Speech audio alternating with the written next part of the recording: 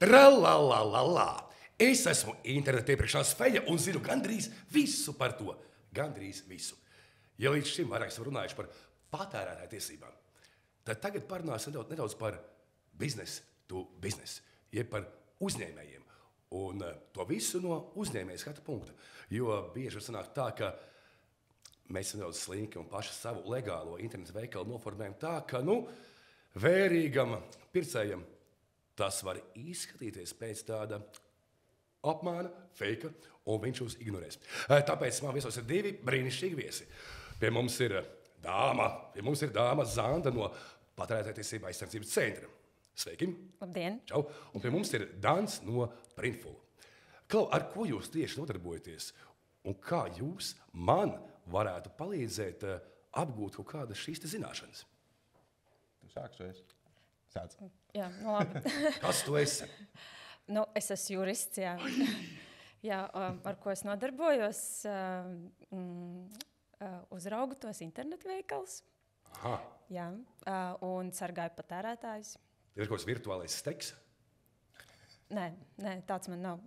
Tu tādu nedod. Tikai likumu. Tādu nedod. Bet, šī saruna mums būs tāda, ka iztiksim bez šausmīgi gudriem juridiskiem terminiem. Tādā vienkāršā valodā, lai mēs saprotam, kas ir kas.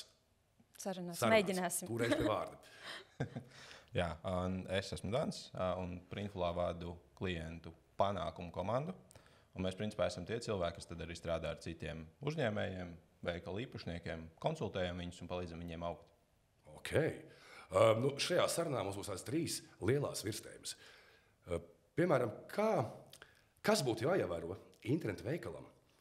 Piemēram, produktu pozicionēšanā aprakstā. Ir kaut kāds vadlīnijas, kam būtu jābūt? Jā, viennozīmīgi. Labākā vadlīnija ir normatīvais regulējums. Tur ir īstenībā diezgan skaidri un, man liekas, jebkuram saprotami uzrakstīts, kam ir jābūt internetu veikalā pie konkrēta produkta. Nosaukums, specifikācija, krāsa, viss, kas patērētājiem ir būtisks. Man liekas, tas ir ļoti ideāli. Paņemam ministru kabineta noteikumus, komentāros gan jau var pielikt numuru klāt, un vienkārši velkot ar pirkstu klāt pārliecinamies, vai mūsu mājaslapā viss tas ir iekšā, ko prasa regulējums. Ka nav vienkārši botas 90 eiro punkts. Nē, viennozīmīgi, jo arī patērētāji, es domāju, nebūs apmierināti un diez vai izvēlēsies tādas botas, kurām ir tikai cena, bet nav zināma krāsa un citas lietas. Izcelsmes valsts, jā, alergēna vai botu sastāvā rieksti, piemēram, ja? Jā, apmēram tā. Okay. Tev kas piebilstams? Man jau liekas, ka no tādas cilvēciskās puses vienkārši tas ieteikums būtu ChatGPT. Saliekam visus noteikumus, ko mums vajag, un lai palīdz mums sarakstīt visu tādā cilvēku valodā. Tā kā pašām pat nebūs jānopūlas. Jā, tieši tā, ātri un veiksmīgi. Tehnoloģijas. Un, draugi, kā ir ar atgriešanas politiku? Manuprāt, patērētājiem ļoti draudzīgi. Komersantam, iespējams, varbūt arī savi plusi ir atgriešanas politikai, jo tas mudina patērētājus iegādāties, jo vienmēr patērētājiem ir drošība, ka es varēšu atgriezt 14 dienu laikā, ja es pērku internetu veikalā. Protams, tur ir izņēmumi preces, nav jau tā, ka pilnīgi visas var atgriezt atpakaļ. Un līdz ar to bieži vien no prakses skatoties un no pētījumiem mēs redzam, ka iepērkoties patērētāji bieži vien neizmanto arī tās atteikuma tiesības, kaut gan sākotnēji bija plānojuši izmantot, bet saņem to preci un iepatīkās un vairs jau atpakaļ nesūta. Tā kā šīs atteikuma tiesības, tās ir, viņas ir tiešām gandrīz visām precēm, gandrīz. Lielākajai daļai, jā. Tad droši šis tirgotājs, viņš pat varētu to uzsvērt lielākiem burtiem, kā saka, kad ja kaut kas ne tā, mēs paņemsim šo preci atpakaļ. Un redzot šādu informāciju mājaslapā, es jutīšos, drošāk. Ja man tirgotājs uzsver, ka viss būs kārtībā. Ja kaut kas nebūs kārtībā, tad viss būs kārtībā. Jā, vienīgi viena maza niansīte, tāda juridiska niansīte, kad šīs atteikuma tiesības nedrīkst pasniegt kā īpašu bonusu, jo tās pienāks tomēr pēc likuma visiem. Un līdz ar to tam ir jābūt tādam neitrāli noformētam, bet viennozīmīgi tā informācija ir jābūt iekšā.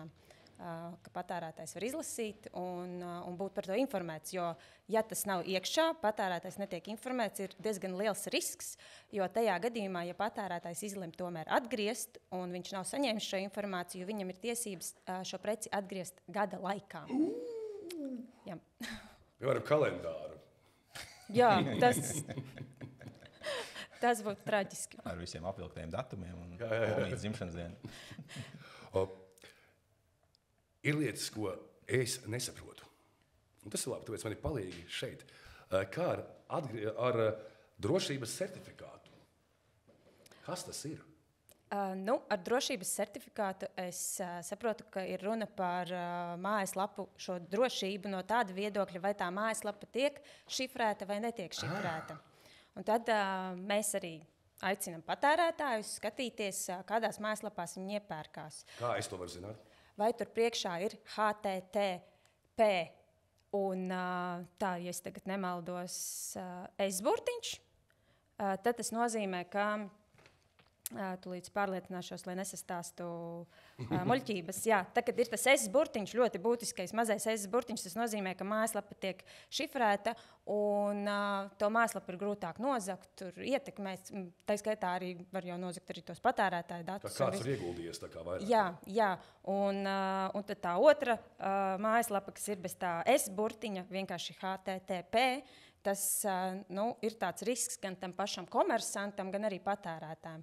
Līdz ar to mēs aicinām pievērst tam uzmanību no drošības viedokļa. Tātad, ja es eju veikalā pirkties, ja es redzu šo S-burtiņu, ja, tas nozīmē, ka tas jau ir drošāks pasākums nekā tas, kur šī S-burtiņa nav. Jā, tā varētu teikt, jā. Dana? Tur nav ko piebilst. Viss perfekti, ja? Līdz šim viss iet pa punktiņiem. Labi, tālāk mēs daudz runājuši par to, ka obligāti jābūt norādītai šī komersanta adresei. Cik tas ir svarīgi? Un cik dziļi viņa būtu jāliek, varbūt tā kā, negluži pirmajā lapā apakšā, bet jā, kā ar adresi? Tas ir ļoti svarīgi. Tā ir viena no būtiskākajām informācijām, lai patērētājs varētu ar jums sazināties, ar internetu veikalu sazināties, jo tā, ka rodas problēmas, galvenais tās problēmas ir risināt, tad arī tas neaiziet nekur tālāk. Un iespēja sazināties, tas ir ļoti būtiski. Tieši šodien arī saņēmu jaunu lietu, kur liels internetu veikals nav sevi atšifrējis. Un līdz ar to patērētāji nespēja ar internetu veikalu sazināties un nāk uz centru ar sūdzībām. Arī īstenībā par to pašu, ka, ja tur nav ne tikai adrese, bet, man liekas, tas telefona numurs, e-pasts, ka tu sociālos tīklos lietas klāt un nereti bijis ir, sūt tur kaut ko asosā un atnāk, nav īstais, un tad tur jāburās 5 lapām cauri, lai tiktu vispār pie kaut kādas atgriešanas. Tāds bardaks ir, un tad viņi tev vēl naudu neatgriež tur par shipping. Un, Tas to es zinu. Tā kā, ja numurs ir, tad ir tā uzticības sajūta, ka tikko kā būs kaut kas, tad es ņēmu zvanu, cīnos tur ar cilvēku otrā pusē un viss sakārtos. Un tad varbūt tā adrese būtu vēlama norādīt viņu tā kā, kaut kur redzamā vietā, nevis paslēpt zem 9 vēl klikšķiem, jo es tas labticīgs patērētājs nosacīt. Un es domāju, varbūt es nespēju atrast. Gan jau ir. Es tikai man ir slinkums meklēt, man nav laika rakāties visās sadaļās, lai nokļūtu līdz jūsu adresē. Tā kā jā, arī tas ir punkts, viegli atrodama adrese rada uzticību. Un kā ar GDPR prasībām? Tas jau tas juridiskais termins. Jā, un kā viņš lukojās? Personas datu aizsardzība. Regula, tieši tā. Regula ir jāievēro, ir jābūt izstrādātai datu aizsardzības politikai mājaslapā, kā jūs apstrādājat datus, jo mūsdienās jebkuram patērētājam, un ne tikai patērētājam, jebkuram, kurš iepērkās internetu veikalā, ir tiesības zināt, kā tiek apstrādāti dati. Man nav nekad ienācis prātā jautāt kādam, to pētīt, kā tas ir, bet laikam jā. Tas ir likums. Vēl mums ir juristi arī, jā. Šeit mums ir juristi. Kā ar piegādes informāciju? Piegādes informācija.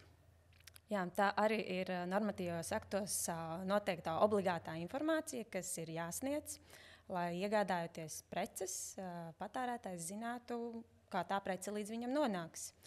Un es pieļauju, ka arī noteikti pašam komersantam tas ir komersanta interesēs, lai viņš saprot, kā viņš piegādās, kādu naudas summu viņš, piemēram, par piegādi vēlas saņemt no patērētāja, lai pēc tam nerodās kašķis.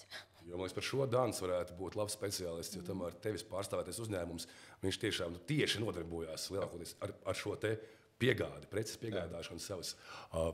Varbūt kādi piemēri? Man liekas, ka tur svarīgākais ir tas, ka ir konkrēti termiņi, konkrētas cenas. Nav tā, ka tev, tiecas kaut kad, ja sanāks, kaut kur, kaut kādā brīdī.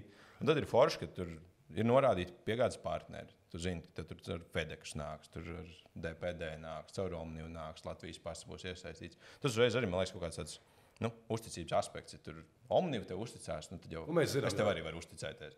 Principā. Tas būtu viens, un otrs, par to absolūto piegādi. Pats jau zini, tur sēdi, gaidi savu tur atkal dāvanu. Kad tā būs? 3 dienas nokavēts ir, un tur tādā stresā esi, nezinu, kur likties. To var izvairīties no tā. Vienkārši es nezinu Latvijas to terminu, bet patīk angliski, tā kā, under promise un over deliver. Jebkurā situācijā. Okay. Bet kā ir komersantiem? Vai es kā komersants arī varu ziņot vai sūdzēties par kādu aizdomīgu konkurentu lapu? Jā, viennozīmīgi. Kur, kā? Šeit jāskatās, par ko ir vēlams sūdzēties. Var sūdzēties patērētāju tiesību aizsardzības centrā. Un jūs darat ko? Iesniegt. Attiecībā uz komersantiem mēs, diemžēl, komersantiem palīdzēt daudz nevarēsim, jo mēs vairāk aizsargājam to patērētāju, bet tādā veidā mēs saņemam informāciju, kur kaut kas nestrādā. Un, ja konkurence redz, ka kaut kas nestrādā, tad visdrīzāk arī tas ietekmē noteikti arī patērētāju. Bet par tādām drošības prasībām tas varētu būt CERT. Viņiem ir ļoti garš nosaukums. Es laikam nelasīšu. Jā, es esmu reiz izlasījis un piekusu. Jā, un ja ir tādi krāpnieciskie, protams, gadījumi, tā ir valsts policija. Labi. Jums ir tāds konkurenti labs krāpnieciskās printfulum? Krāpnieciskais gadījums? Jūs esat kopēti kaut kur. Kāds ir uzdevies par jums? Printful nemācēšu teikt. Man vairāk tāds darbā ar klientiem, ka klienti ir kopēti. Tur ir logo nokopēts, ir nokopēts, tur screenshot uztaisīt visām viņu produktu bildēm un salikts ir. Man liekas, tāda viņa nebeidzamā cīņa ir, jo īpaši tur tas konkurence ir no kaut kādām trešajām pasaules valstīm, tad viņam netiec klāt neko. Man liekas, tad labākais tāds, instruments ir veidot to savu brendu ar kaut kādu pievienoto vērtību. Tu veido komūnu. Tad tur ir zīmols visās malās, visi atpazīst. Tur ir, paciņas ar tavu logo un vispārējais. Un tas jau veido tādu, tu sociālos tīklos esi redzams. Tas tāds kopums ir tam visam. Bet, tāda nebeidzamā cīņa ir. Klau, un kādas sankcijas var tikt piemērotas tiešsaistes veikaliem, kas nepilda savas saistības vai pārkāpja patērētāju tiesības? Kas viņiem par to būs? Ja sankcijas var būt diezgan apjomīgas un bargas, protams, bet mēs jau ceram, ka mūsu komersanti māk strādāt un mums nekad nebūs jāpiemēro tādas sankcijas. Ja skaitļos, tad, protams, bargākais ir naudas sods. Tas, ja pārkāpums ir veikts Latvijas teritorijā, tātad nav starptautisks, tad tie ir 300 000 eiro. Okay. Un, ja tur ir vēl kāda starptautiska tāda dimensija, piemēram, komersants strādā ar Latvijas un Lietuvas patērētājiem, tad tas var sasniegt pat 2 miljonus. Protams, tur ir nedaudz ierobežojums ar 4% gada apgrozījumu, tā kā pilnīgi visiem nē. Bet kāpēc tās summas ir arī tādas lielas? Mums ir jārēķinās, ka ir arī ļoti lielas platformas, kur tie 2 miljoni pat iespējams būs tikai pilīte ezerā. Jā, man liekas, svarīgi ir zināt, par ko tu riskēji. Nepildu kādas šīs lietas, kāds ir risks, un ka varbūt vienkāršāk un lētāk ir šīs minimālās prasības tomēr ievērot. Pārdāsim par labo, jo par labo ir jārunā. Jo labas lietas, tas ir labas lietas, jo tās ir labas lietas. Tāpēc varbūt minēsim kādas labās komersantu prakses. Jo mums normatīvais regulējums līdz galam tā kā konkrēti skaidri nepasaka. Ja? Tur rekomendējam. Mēs rekomendējam. Varbūt kādi piemēri no Latvijas e-veikaliem vai Eiropas Savienības e-veikaliem, ja ir tādi tiešām labie piemēri. Manuprāt, varam saukt vārdos. Manuprāt, ir diezgan daudz labu piemēru. Mums regulējumā ir iestrādāts tāds tiesību institūts kā labās prakses kodeks, kur komersanti var savā starpā vienoties un parakstīt labās prakses kodeksu, kā viņi konkrētā nozarē veiks savu praksi. Piemēram, elektronisko sakaru pakalpojumu sniedzēji ir parakstījuši tādu kodeksu un vienojušies, ka viņi nezvanīs saviem konkurentu klientiem un netraucēs viņu dzīvi. Tas ir tāds būtisks instruments, bet, protams, ir jārēķinās arī ar tiesiskajām sekām. Ja šādu dokumentu paraksta un to pārkāpj, tad tā tiks traktēta kā negodīga komercprakse. Nodevība tā tiks traktēta. Dana? Jā, man liekas, ka tur tādi 3 galvenie, gribētu saukt viņus par pilāriem. Viens ir uzticamība, ka tu ir konkrēti solījumi izpildīt, ir konkrēti termiņi ievērot. Ir skaidrs tas sadarbības princips. Otrais ir komunikācija, un tas jau ir par cenu komunikāciju. Arī gribētu īstenībā likt to pašu piegādes komunikāciju. Tu esi sasniedzams, tev var tikt klāt. Un trešais jau ir tāds, kas varbūt bišķiņ plašāk, bet tiešām tāds rūpes par to patērētāju. Jo te B2B spējā tu jau veido ļoti ilgtermiņa attiecības.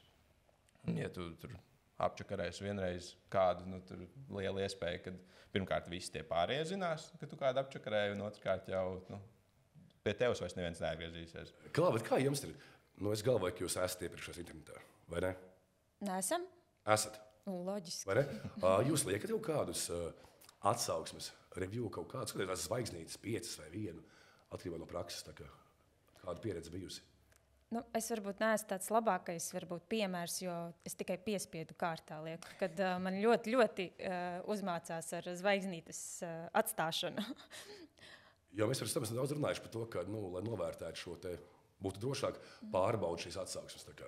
Un varbūt tiešām liekot šādas atsauksmes, ja visi ir labi ieliec tās 5 zvaigznītes, ja visi ir ļoti slikti ieliec to, diemžēl 1 vai 2 ar mazu komentāru. Un tā tu palīdzēsi pasargāt citus, kuri caur šo tavu atsauksmi izdarīs varbūt savu izvēli. Un vēl, kādi ir labākie paņēmieni, lai nodrošinātu, piemēram, ātru un tādu pārredzamu un atbildīgu komunikāciju ar klientiem? Man liekas, tas svarīgākais īpaši tajā laikmetā, kur mēs dzīvojam, ir, ka tu esi pieejams visos kanālos. 24/7, ja? Negluži 24/7, droši vien 24/6, bet tu esi Instagramā. Par tevi tur, nezinu, biznesa LinkedInā var atrast. Tevi var atrast vienkārši. Tevi var atrast tieši tā, un tajā platformā, kas klientam ir ērtāk. Un nav tā, ka tu ieraugi, forši tur Instagram kontu, tu jās pačakojuši, un tur pēdējais posts bijis 3 gadus atpakaļ. Man gribās izvairīties no šāda tipa veikaliem. Kaut kas tur nav kārtībā. Vai arī, piemēram, ir minēta tikai adrese. Piemēram, nezinu, Bezgalības iela 31/7, ja? Ko man ar to darīt? Iet klauvēties, es sūtītu vēstuli ar Latvijas pastu. Tad tu atrodi Google Maps, un tur ir dzīvokļa ēka. Tātad tās jābūt vienkārši viegli sasniedzamam. Bez mokām un meklēšanas un bez spēlēšanās detektīvos. Nevis, kur tu esi, kas tu esi. Vēl viena lieta, kāda ir būtiskākā atšķirības starp Eiropas Savienībā reģistrētu komersantu un ārpus tās? Kādas tās galvenās juridisko saistību atšķirības? Jā, kas tiešais veikaliem ir jāievēro Latvijā un Eiropas Savienībā? Un varbūt kas nav jāievēro tiem, kas dzīvo tur ārā? Tie, kas dzīvo tur ārā, ja viņi savu produktu, savu praksi vērš uz Eiropas Savienības patērētājiem, tad viņiem ir jāievēro Eiropas Savienības regulējums. Kā tu viņus piespiedīsi? Tas ir sarežģīts jautājums, bet ir dažādi mehānismi. Bet, protams, patērētājus mēs aicinām būt uzmanīgiem, lasīt atsauksmes, skatīties. Tāpēc atstāj tās atsauksmes. Jā, atsauksmes viennozīmīgi vajag atstāt. Skatīties par tiem trešo valstu internetu veikaliem, jo ir jau ļoti daudz labu piemēru, kas ievēro visu regulējumu un nodrošina visas prasības, bet ir arī tādi šaubīgāki. Un, protams, tad mums kā uzraudzības iestādē ir grūtāk viņus sasniegt, īpaši tad, ja trešo valstu internetu veikalu uzturētājs slēpjās un negrib sevi atklāt, tad ir sarežģīti. Jā. Tātad Latvijā un Eiropas Savienībā reģistrētu komersantu šos e-veiklos, tas ir daudz pasargātāks, jo tevi sargā Eiropas Savienības likumdošana šajā jautājumā. Jā, tieši tā. Jo, ja netiks galā Latvijas uzraudzības iestāde, tad tas attiecīgi tiks pārsūtīts uz konkrēto dalību valsti, kur attiecīgi tā iestāde palīdzēs patērētājiem. Tātad tas ir gandrīz vai negluži 100% droši, bet ja šis komersants ir nekas nav droši 100%. Ja? Tātad, iepērkoties Eiropas Savienībā reģistrētos veikalos, mēs sevi pasargājam daudz vairāk, un tas ir daudz drošāk. Tas, kā aiziet ārā bargā salā ziemā, ar termoveļu, labiem zābakiem, siltām zeķēm un biezu kamzolu, nevis vienkārši ar gumijas metlīti, un pēc tam teikt, man ir augsti. Ja? Okay. Tas ir komfortabli iepērcies Eiropas Savienībā. Un vēl viens interesants temats par māju tirgotājiem, kā to nosaukt vairāk. Kādas ir prasības komersantiem, kuri savas darbības veids sociālajos tīklos? Kam nav sava e-veikala, piemēram, komercija tajā pašā Facebookā, Instagramā, Twitterī. Kādas tās prasības viņiem ir, lai viss būtu tā kā, legāli? Tieši tādas pašas prasības kā visiem. Ir jāievēro tās pašas atteikuma tiesības, ir jāsniedz visa informācija, jo tas arī ir tirgotājs, un patērētājiem ir tiesības zināt visu šo būtisko informāciju. Es neesmu redzējis pie neviena Facebook marketplace sludinājumu adresi apakšā ar tavu, vai Instagramā, piemēram, ka kāds tirgo kaut ko, ja? Kā apakšā ir visas adreses. To ir grūti pat izdarīt, jo tās platformas varbūt neļauj tik aizpildīt. Tev nav vietas, kur ierakstīt to visu vajadzīgo. Pašu būtiskāko noteikti var ierakstīt, vai arī tad pēc tam ir jāliek kādi linki, kur patērētājs var uzklikšķināt un aiziet un atrast to būtisko informāciju. Jo noteikti pēc tam jau tad, ja ir pasūtīta kāda prece, kas izrādās tomēr nav tāda, kā patērētājs ir sagaidījis, tad jau var nākties to situāciju risināt jau vairs abām pusēm netik labvēlīgā gaisotnē. Jā, izklausās pēc tā, ka iepērkoties šajos sociālajos tīklos, tas ir tāds pusēnu pasākums, ka tu nevari būt pārliecināts, ka tiešām tu būsi no tā pasargāts. Jo Latvijā ir ļoti daudz arī mairažotāju, kuri ražo izkaut ko, saldētus šķiekurus, medus ar skujām, kaktusa podiņi, koka gravējumi ar kamieļiem un jebkas tam līdzīgs. Un man būtu aktuāli, kas ir tas būtiskākais, kas viņiem, šiem mājražotājiem, būtu jāņem vērā, pārdodot savus produktus sociālajos tīklos. Par ko viņiem vajadzētu piedomāt? Pirmais, kas noteikti ir jāpārliecinās, vai nav kaut kur jāreģistrējas, īpaši saistībā ar ēdiena pārdošanu. Jā, PVD droši. Jā, tā kā tur ir jāskatās. Bet pārējais jau ir klasika. Pēc būtības, man liekas, tas nav nekas sarežģīts. Raksturot savu produktu, norādīt gala cenu, atšifrēt sevi, sniegt skaidru informāciju. Tur nemaz nav tik tās kaut prasības. Kaut kā saukt vārdā īstajā.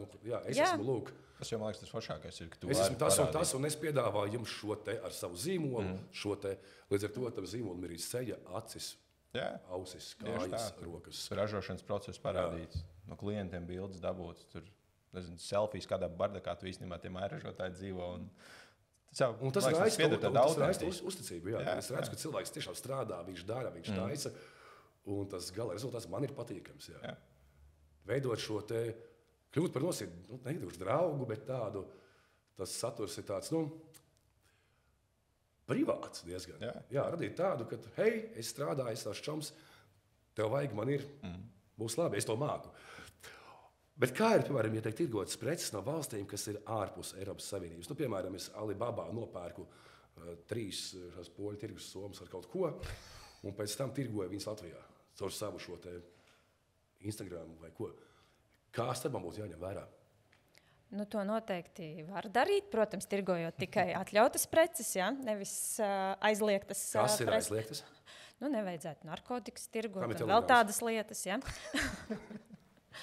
Jā, bet galvenais, kas nāk tāds būtiskais klāt šajā gadījumā, ir tas, ka ievedot preces no trešajām valstīm, tas tirgotājs uzņemas atbildību kā pats ražotājs. Tas nozīmē, tiklīdz tā prece būs nedroša, kaut kas neatbildīs Eiropas Savienības regulējumam, specifikācijai, nedod Dievs kādam nodarīs kādu kaitējumu, tad attiecīgi tirgotājs atbildēs pa pilnai programmai. Un arī šeit darbojas šis 2 nedēļu princips, 14 dienu atgriešana vispārējais. Jā, atteikuma tiesības arī, jā. Wow. Bet tā ir maldinoša reklāma vai nav?